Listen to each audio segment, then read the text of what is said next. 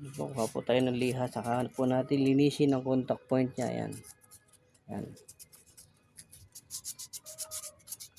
Linisin lang po natin to.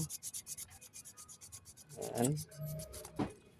Ayan po, hanggang sa luminis, hanggang kuminis. Ayan po, minsan pag marumi, yung gumagana. Ayan. Linisin lang po natin yan. Pag ayaw gumana. Yan po, hindi basta-basta palit agad ng makina. Kundi, i-trouble po natin para malaman natin kung anong problema. Yan.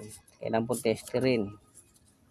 At huwag mo basta-basta natin ibinebenta. Patignan po natin sa mga talagang technician. Yan po. Para huwag po kayong mahinayang ibenta sa bakal bote. Meron kasi sabi ng bang technician, ay